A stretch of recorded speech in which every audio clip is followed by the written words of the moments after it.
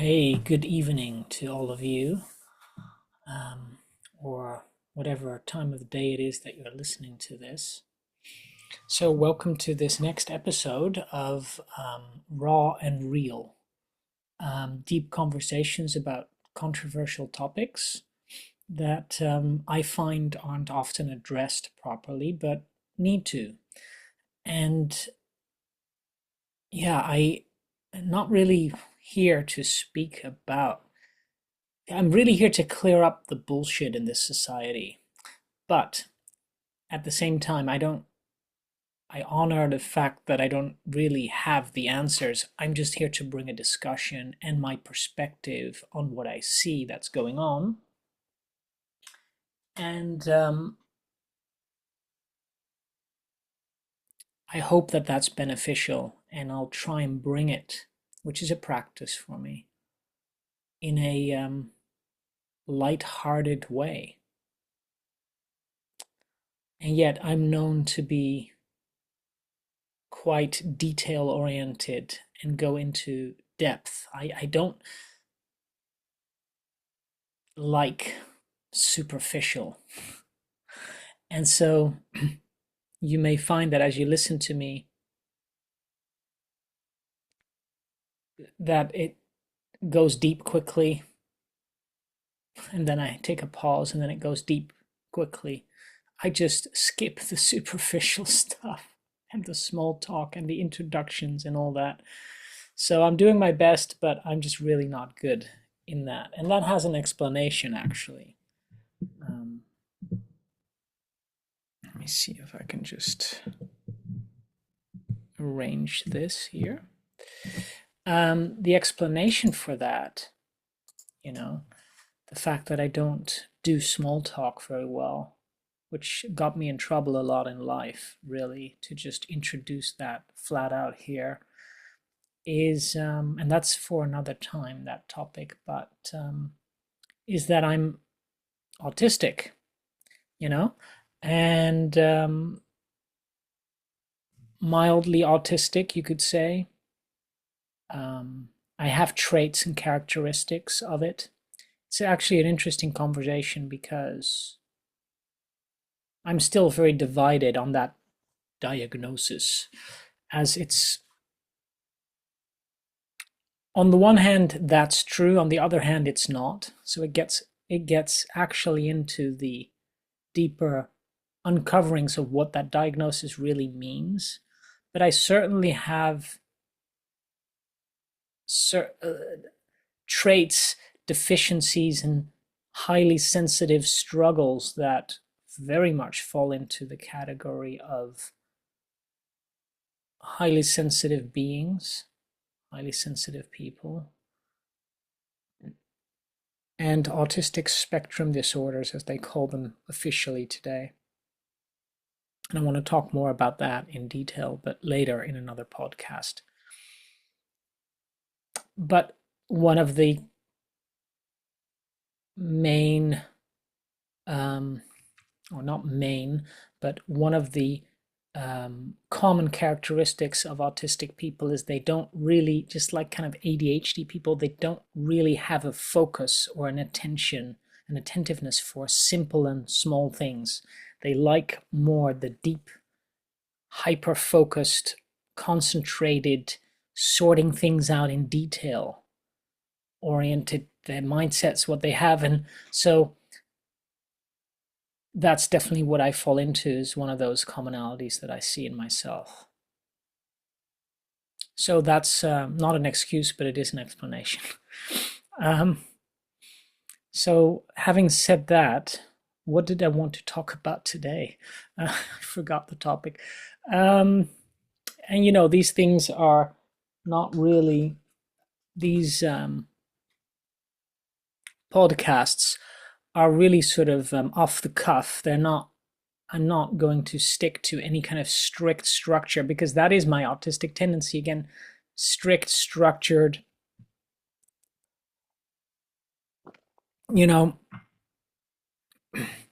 perfectionistic, have to deliver results and value.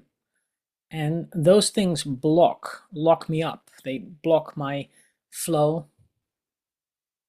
And my flow is all over the place, I must say, because what I aim to do in these podcasts is open doors and make connections, because it's not just about the information that I'm bringing, it's about the interconnectedness between the pieces of information.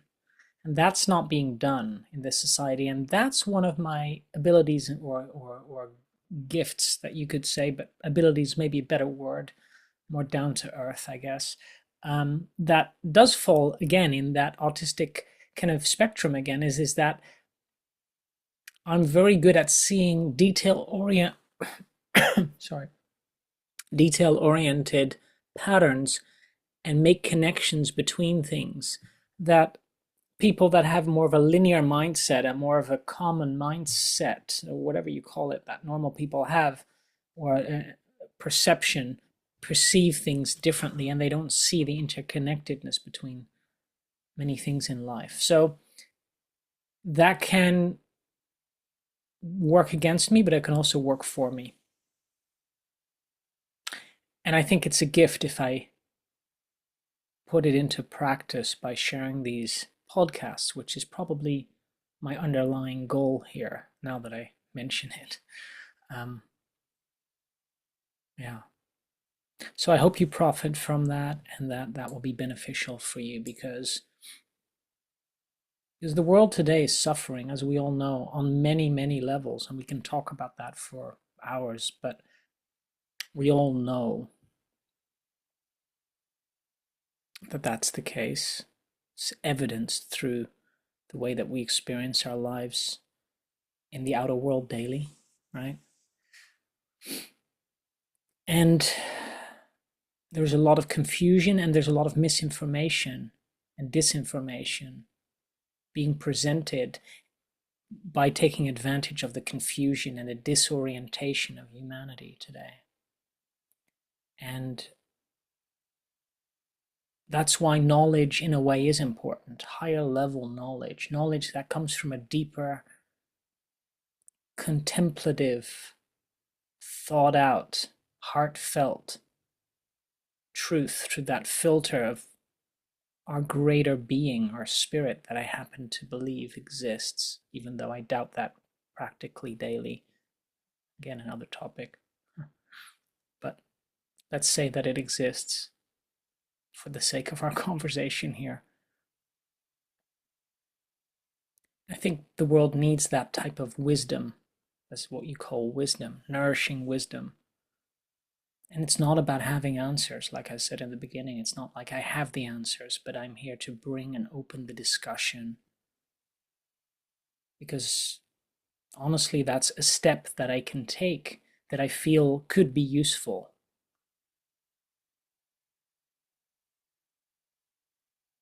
At least it gives me energy to speak up and speak out about these topics. So, having wasted already 8 minutes of your time, let's continue on with the topic for today, which is last time I talked on the first episode about fear, right? And the advantage, how the kind of dark side of life takes advantage, or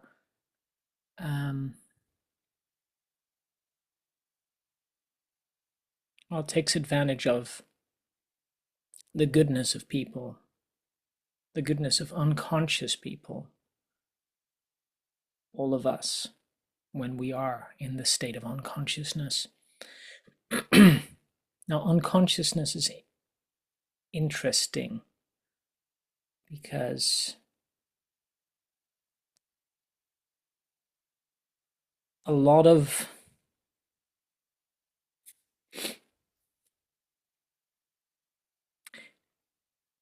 I often divide this world up between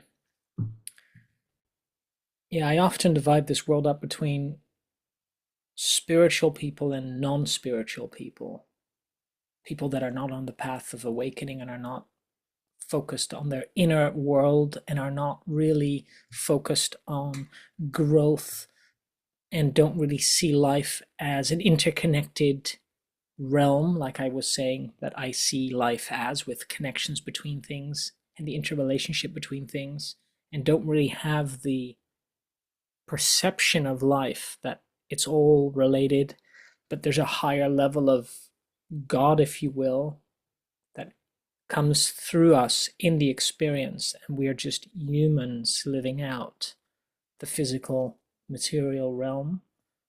Many people don't even believe that, so you could call those people unconscious in a way, although that seems almost like a judgment, right? But and then you've got the people that are conscious that are busy with that. And the funny thing is, conscious people sometimes are still very unconscious, and unconscious people can sometimes be very conscious. So these things are kind of meaningless in a way.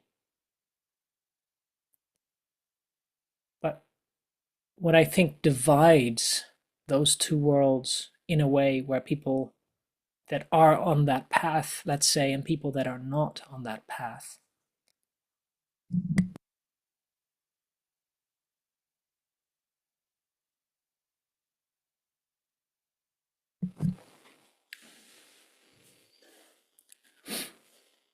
is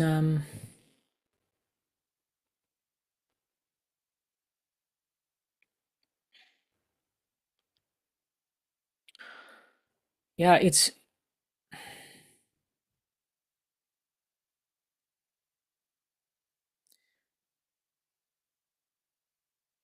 like those two camps in my mind judge each other. Non-spiritual people, let's say, judge spiritual people for being flaky and vague and all over the place and not grounded and not connected to reality and all of that. And there's many of those in this realm of spiritual growth that are. And then you've got people that are spiritual that judge the unconscious, normal, conventional people that are not aware of our greater self being lived out in this material, physical reality, as they judge those people as unconscious. And that's a judgment. And it creates division and separation. So I just wanted to name that, because it helps to. I've often found myself throughout life in a space where I feel like I'm here to bridge the gap between these two worlds. That sounds rather grandiose, but not maybe the whole gap, but I'm part of the bridge between those two worlds. Yet so much has changed, and every time things change so much, and the world is growing so fast, and it's just we become at a feeling level seemingly less and less significant. And I think that is part of the drive for people to seek true meaning and deeper connection. And I think if I can bridge that gap by bringing this information through an embodied way, through my heart, through my body to you in the present moment, by being clear about what's going on in the moment, that will benefit me and you, and that would be amazing. That would be something that for all my struggles in life, would be something that's just really good. And of value.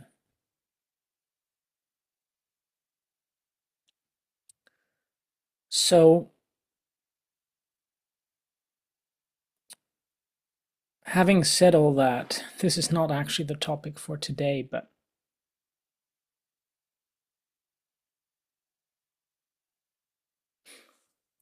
yeah, what wants to come through right now? Because maybe that topic for today is a topic for next time.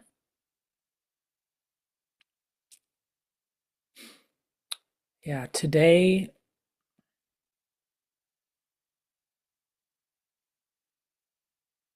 I want to unravel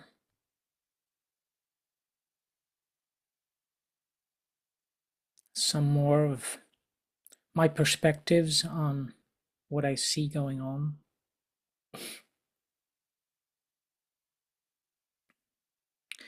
As I was just mentioning, many people are in a disoriented state. You may feel that for yourself as well. Disorientation, right? Like I was saying, the world's going so fast. Like, where do you orient yourself? Where do you anchor yourself?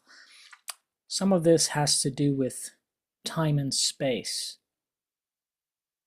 I think. I'm going to say I think a lot because I don't know whether that really is true, but I'm testing my perspectives as I go.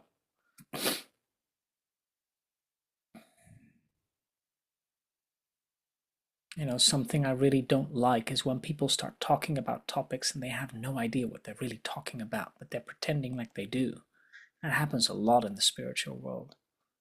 But then I think, like, for example, what happens after death? And then people have all these elaborate answers. Oh, I've been there and I know that and I feel this and I've channeled that. And it's like, how can you possibly really know?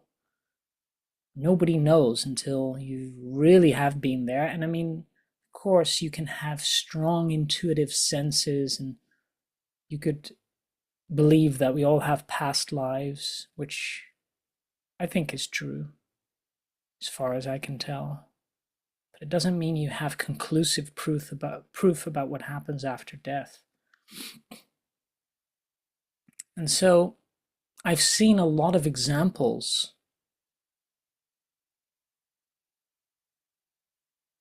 of people bringing out all kinds of stuff that I don't know if that's even true.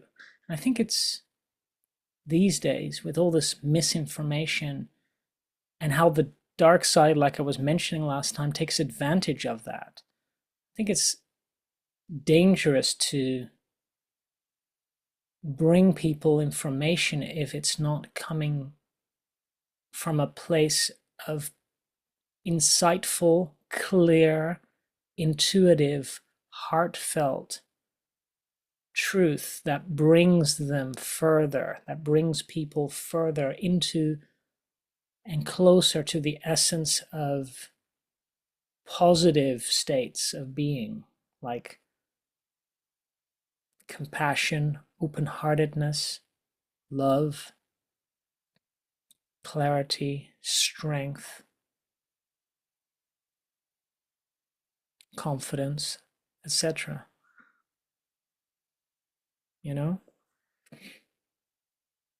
That's what I think about, how information can be destructive when it just comes from the mind and not from an embodied state of being. So that's what I'm practicing here as I share this with you. That was a next piece that I wanted to share.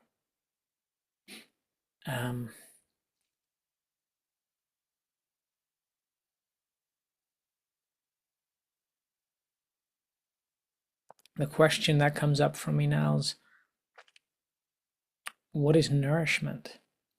Because so often I've looked for nourishment through listening to other people's perspectives to receive something that I felt that I wasn't able to find in myself. And so I've followed a lot of examples, teachers, healers, high-level, so-called high-level beings that had extraordinary abilities to heal or to bring through things or to lead spaces, lead group spaces, etc. And it was great. I mean, don't get me wrong, it was great. But somehow, for me in my life, it didn't help me get to a place of filling myself up with the goodness of who I was or am in this moment, so that I could actually live a fulfilled and nourished and full life, because I was always looking for that outside of myself. That's the answer to this. Again, one of those cliche patterns, right? Don't look at outside of yourself for nourishment. Well, in a way, we do need to. In a way, we do need to look outside of ourselves for nourishment or acknowledgement, but in a way we don't. And that's the nuance again. So let's refine that a little bit. It's good to have embodied examples of people that can bring through wisdom, like I was mentioning earlier. And at the same time, we can't do it alone. This whole journey of life, we need to interact, to generate experiences, to share our perspectives, to have a back and forth, to have a mirror. Mirrors from other people. It's in the exchange of giving and receiving that life's engine starts to burn and move us forward in a positive way.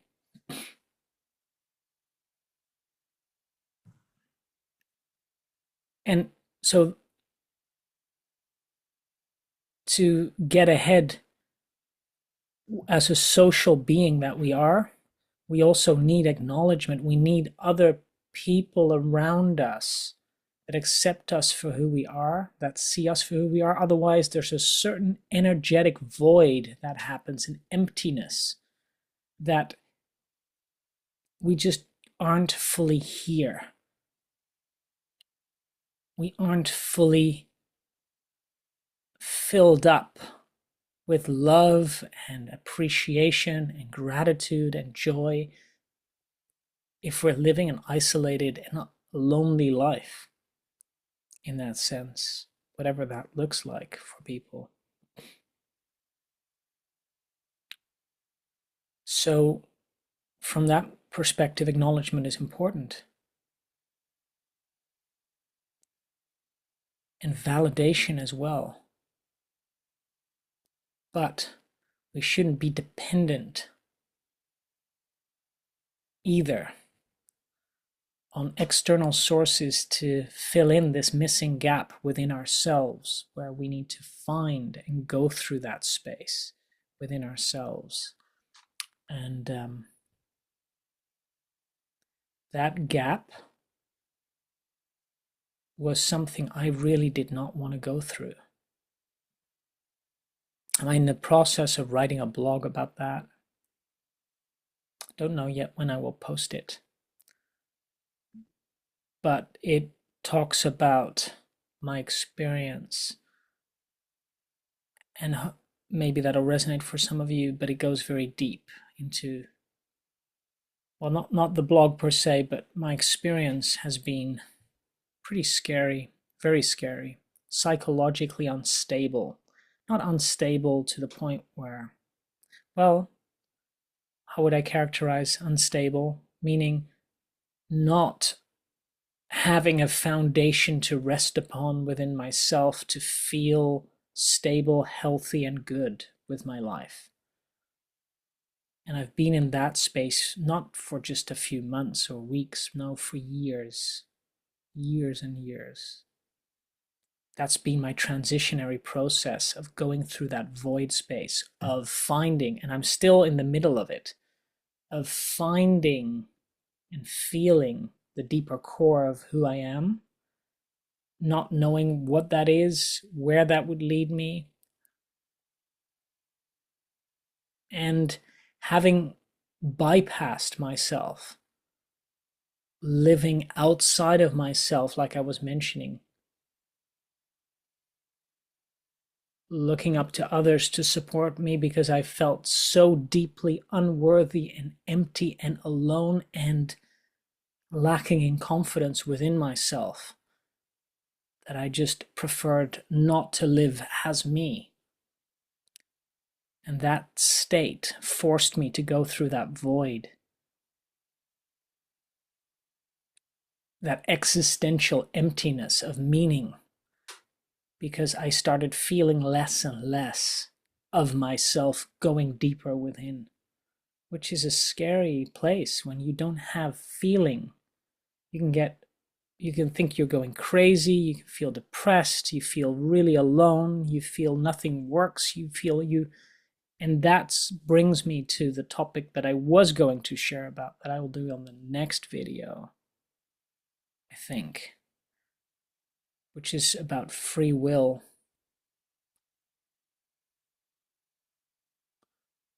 But to get to that, the bridge between now and that next topic, it's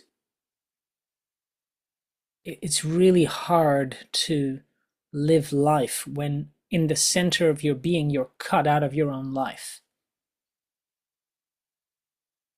You're literally living on the sidelines of yourself.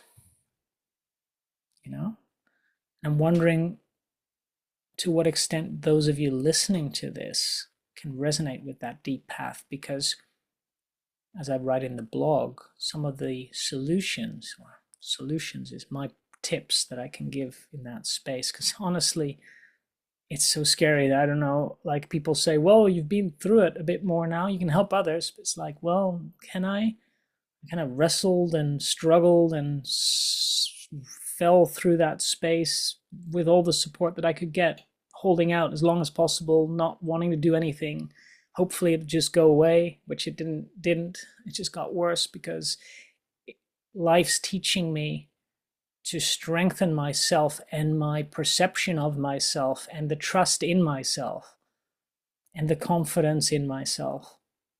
Very difficult when you have life experiences that constantly provide you a very intense opposite experience to all of those things, meaning a lot of trauma, a lot of rejection, a lot of alienation.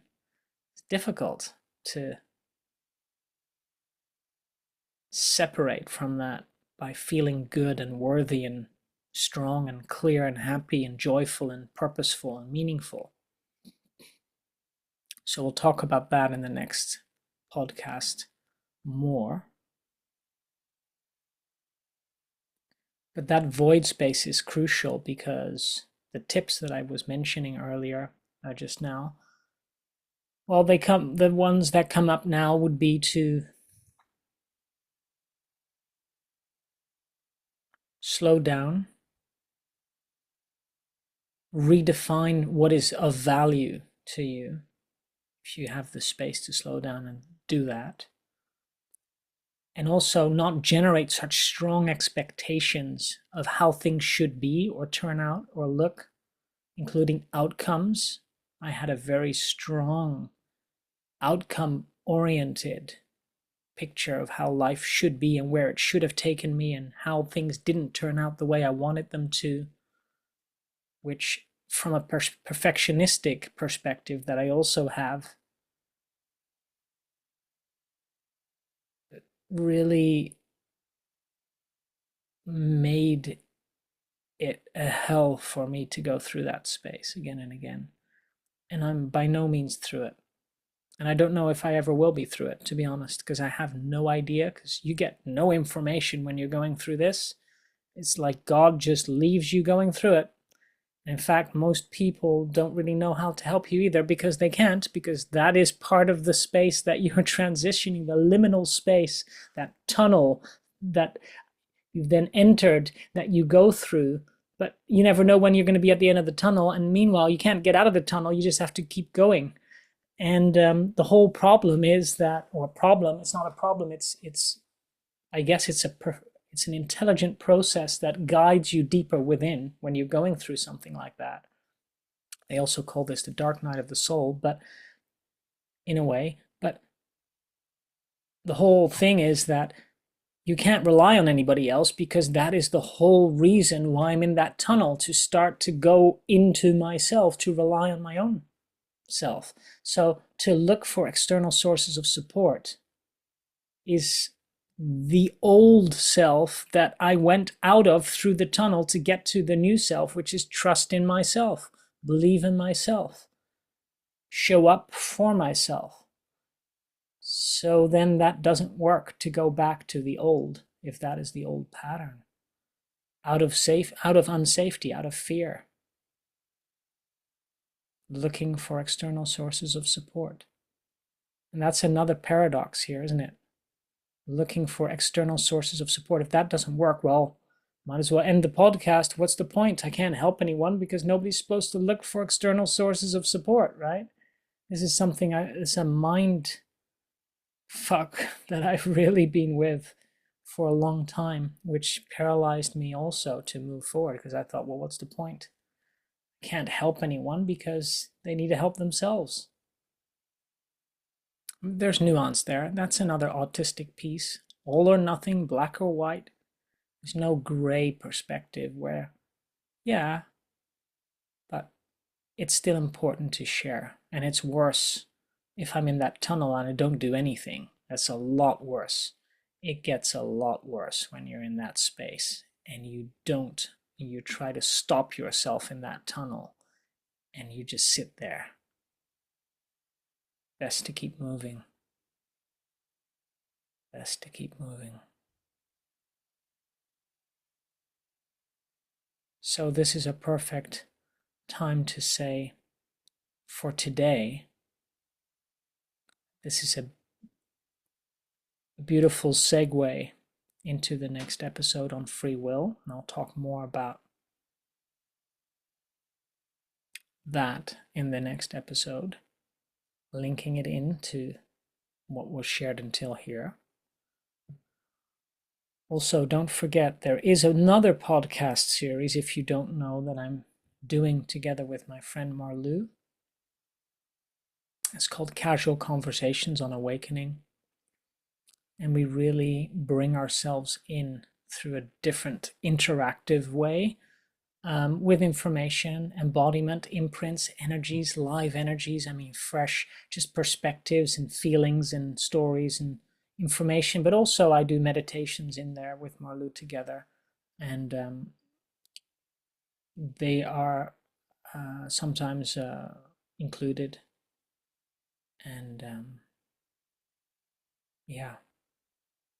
So let those things inspire you and hopefully help you further by feeling connected, more connected to yourself, more clear, more hopeful, more inspired, more content, more loving to yourself and kind as you go through this process of whatever the process is that you're going through, life. That would be good. That would be really good. And I'll see you on the next episode. So for today, I hope this was helpful, and I'll see you on the next episode. Bye-bye.